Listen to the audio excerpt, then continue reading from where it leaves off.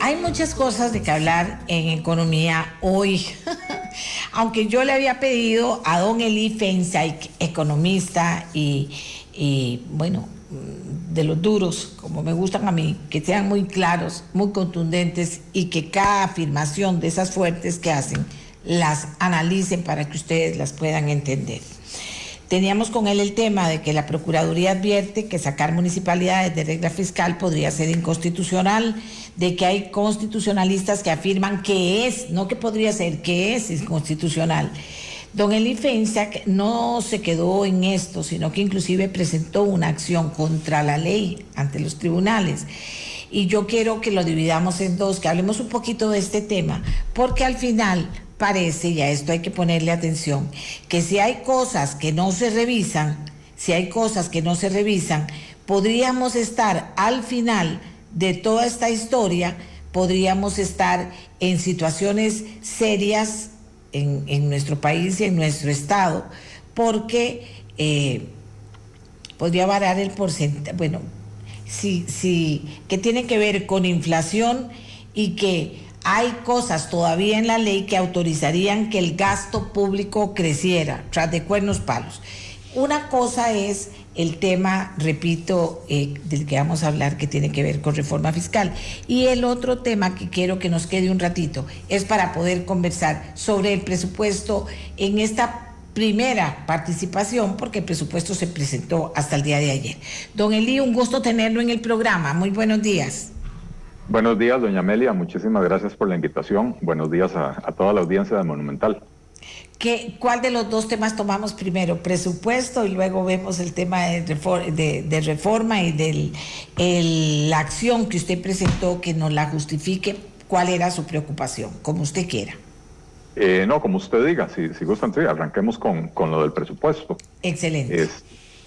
El presupuesto revisado pues apenas por encimita, ¿verdad? Porque apenas se presentó ayer, refleja o es el producto de más de una década de irresponsabilidad fiscal que hemos tenido en el país, asumiendo que podíamos seguir gastando plata sin sufrir las consecuencias. Bueno, ahora las estamos empezando a pagar.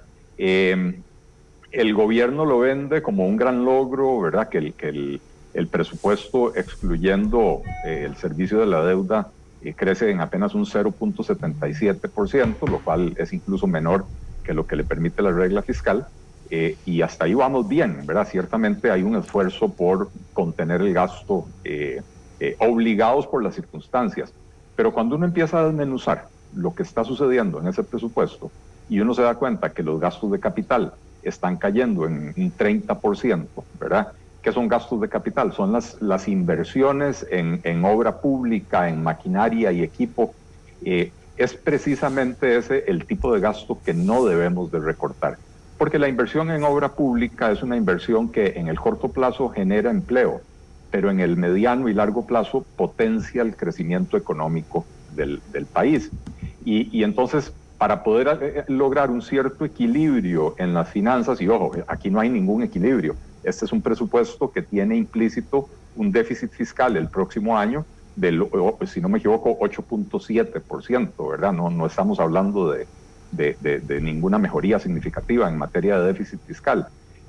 Pero que para introducir cierto equilibrio, por lo menos en el gasto primario, que es el que excluye el servicio de la deuda, lo que están haciendo es aniquilando, ahorcando la inversión y manteniendo el gasto corriente casi intacto, ¿verdad?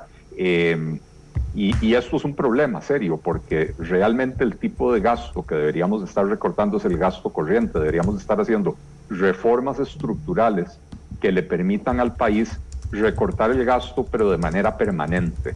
Recortar el gasto en inversión no es sostenible en el tiempo, porque esto provoca rezagos en materia de infraestructura, provoca mayores presas en las carreteras, provoca mayores presas en los puertos, provoca que no podamos recibir a la población o a los visitantes en los aeropuertos como debe de ser si no se hacen las inversiones de manera oportuna, ¿verdad? Así que en ese sentido me preocupa bastante, y el otro aspecto al que no podemos perderle la vista es cómo se compone a nivel global este presupuesto. digamos que el presupuesto es una ecuación que tiene dos partes, ingreso de un lado y gasto del otro.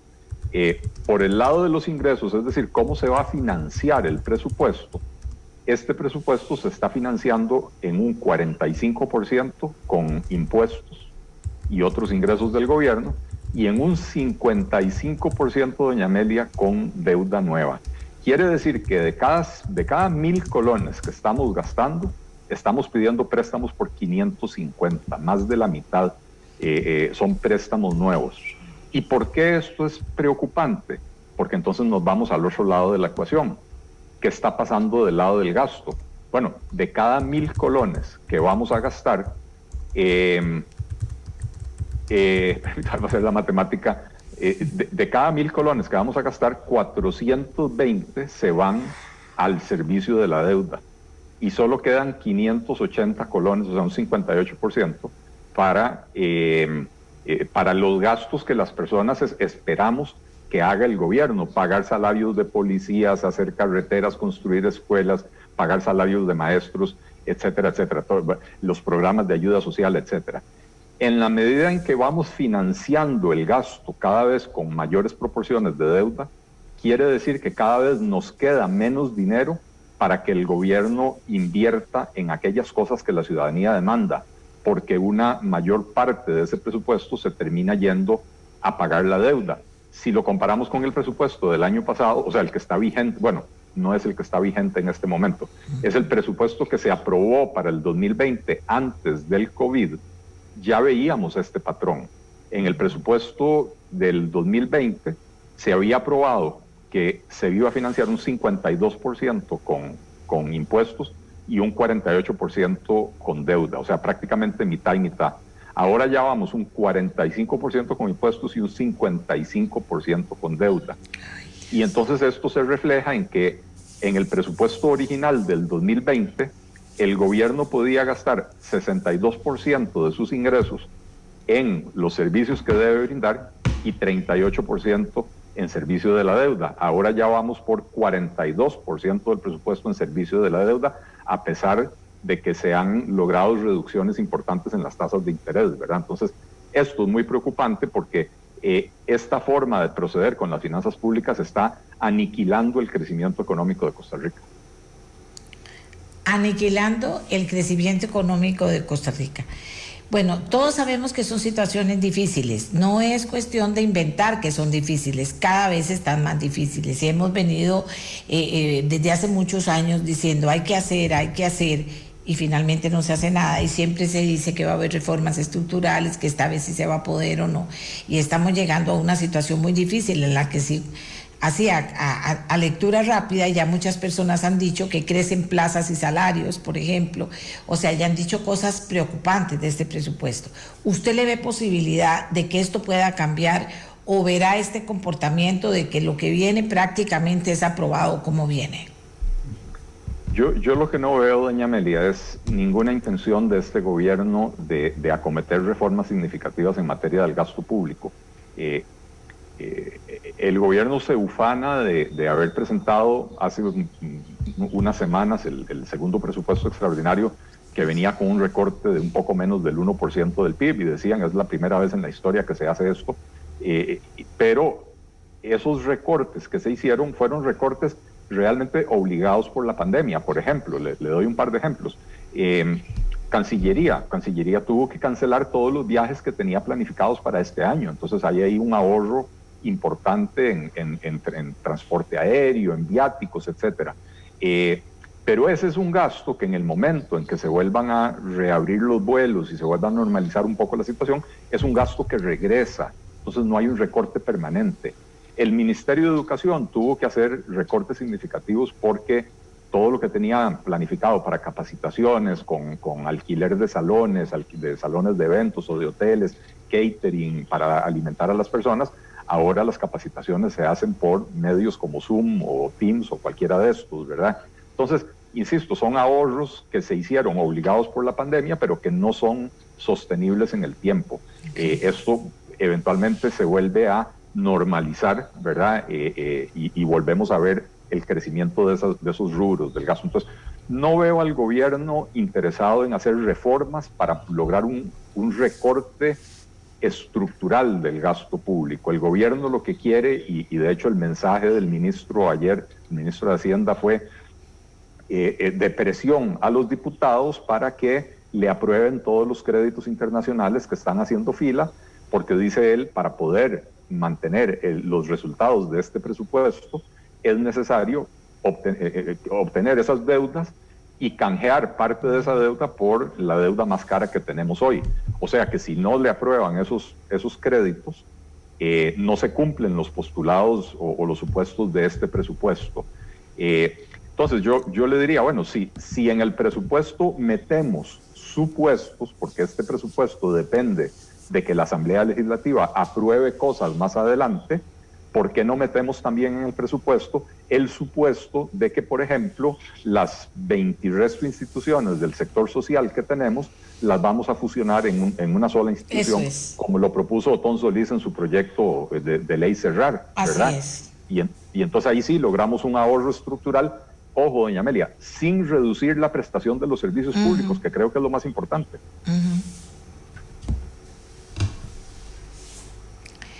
Yo decía que si no caen en saco roto tantas buenas ideas que se dan todos los días en todos los medios, y hay tanto profesional responsable que plantea soluciones, estará cayendo ya eso en un saco roto. Ya nadie escuchará, los diputados no escucharán, no se irán a preparar a ver si lo que está diciendo usted es verdad o no es cierto y está ahí. O sea, ya estaremos en ese momento en que las cosas se vuelven de ahí a lo que Dios quiera.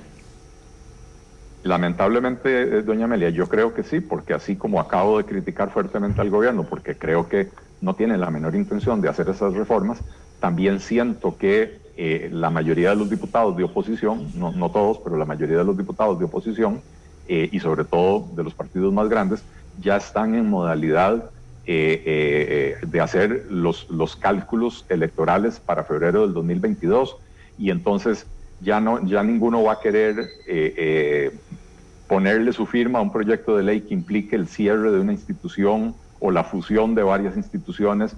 Ya están en modalidad cálculo electoral, y el cálculo electoral lo que les dice es: hay que conseguir créditos, hay que hacer que esta situación podamos salir de ella rodando la pelota para adelante, sin hacer un pase largo, ¿verdad? Que es lo que haría Guima en media cancha, un pase largo para el delantero que está libre y que anote el gol.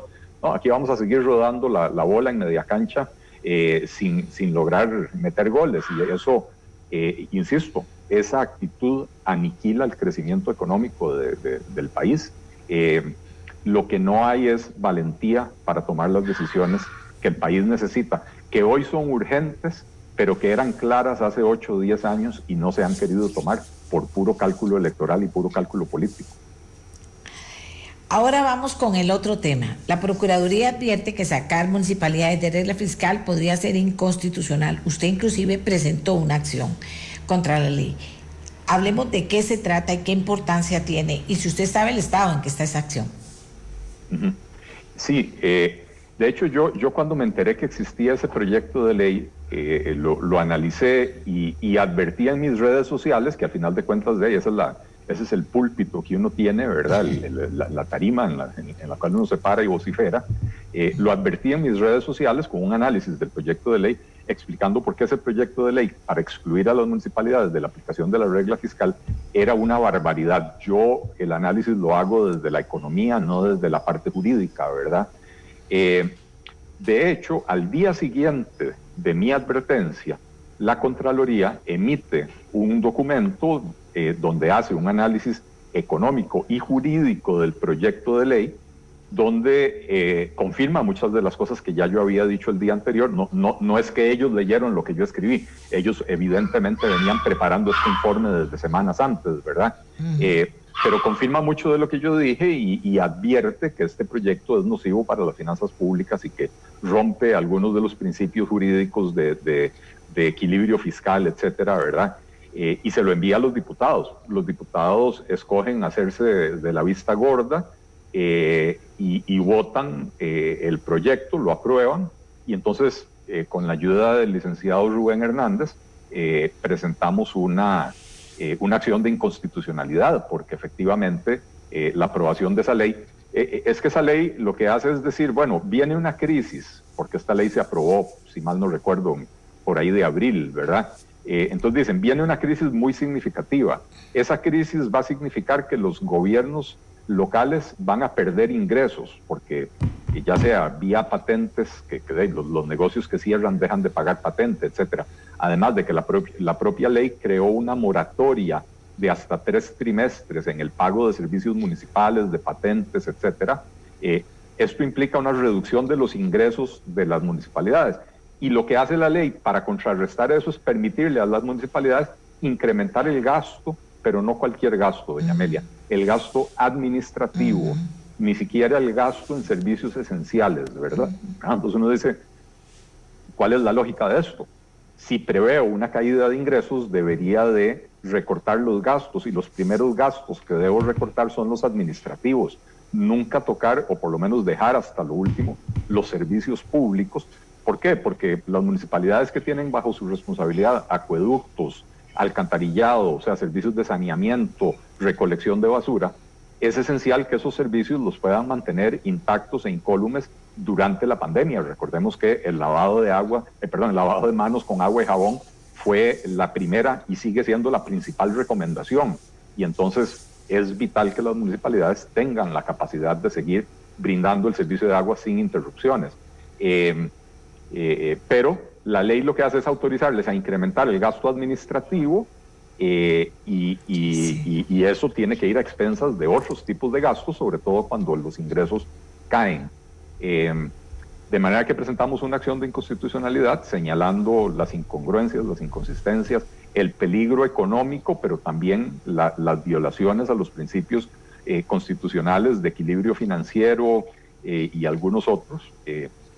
Me disculpará que yo no soy abogado, entonces la parte jurídica no se la puedo explicar tan claramente, pero ¿qué ha sucedido hasta ahora? Bueno, yo presenté esta acción, como le digo, creo que fue en el mes de abril o mayo, francamente ya no me acuerdo, con la ayuda de don Rubén Hernández, y la Sala Cuarta le da, digamos, audiencia a la Procuraduría General de la República para que se manifieste acerca de lo que estamos ahí diciendo.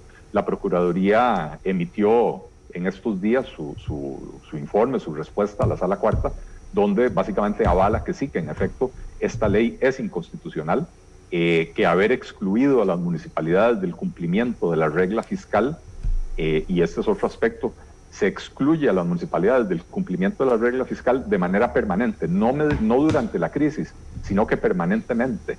Entonces la Procuraduría dice, sí, esto es inconstitucional, señalan sus argumentos de por qué creen que es inconstitucional. En algunas cosas me dan la razón, dicen sí, los argumentos del accionante son correctos. En otras cosas dicen, sí, la ley es inconstitucional, pero no por lo que dice don Eli Feinstein, sino por estas otras cosas. Pero a final de cuentas, básicamente están diciendo que esta ley es inconstitucional. Es un espaldarazo lo que ha hecho la Procuraduría General de la República, un espaldarazo a la acción que yo presenté, y un insumo muy importante para los magistrados a la hora de sentarse a tomar su decisión y redactar su voto.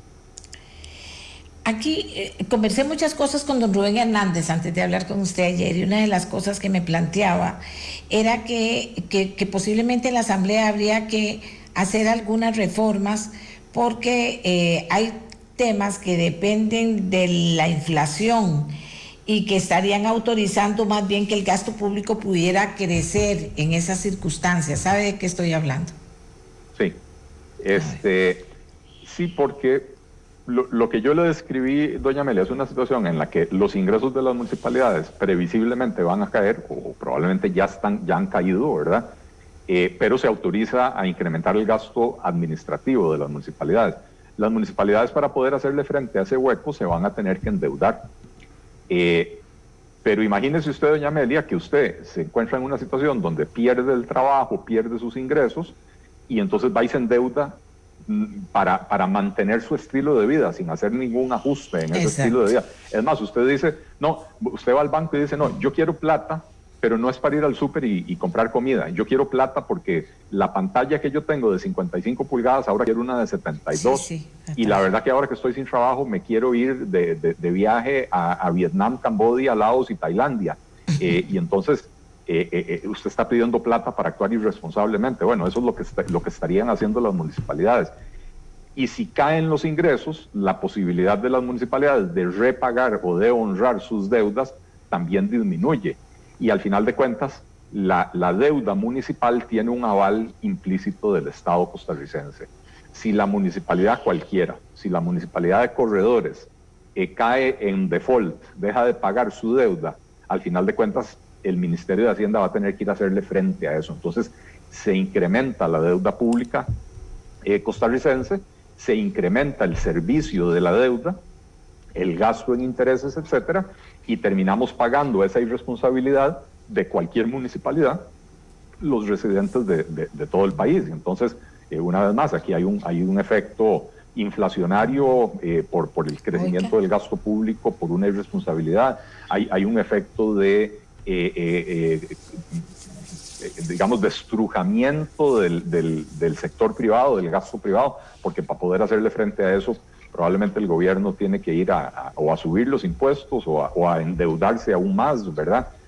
O sea, es un círculo vicioso lo que se ha creado aquí en nombre de la autonomía municipal, que es realmente una tergiversación del concepto de la autonomía municipal. Bien, yo le agradezco mucho, don Eli. A mí no me gusta estarlo molestando, pero sí le agradezco mucho cuando nos responde estas inquietudes y nos habla de temas de actualidad en economía, porque mientras más voces oigan los costarricenses, los diputados, el gobierno, considero que hacemos un mejor trabajo como medio de comunicación y su voz es muy valiosa. Así que se lo agradezco mucho, don Eli.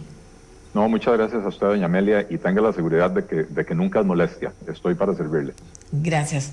El señor Eli Feinsack es economista, como se dieron cuenta, además es político también, pero muy claro cuando expone sus puntos de vista y los justifica, que de eso se trata cada voz, exponer un punto de vista y justificarlo. Usted dice, no voy con ese señor, pero qué interesante eso que dijo.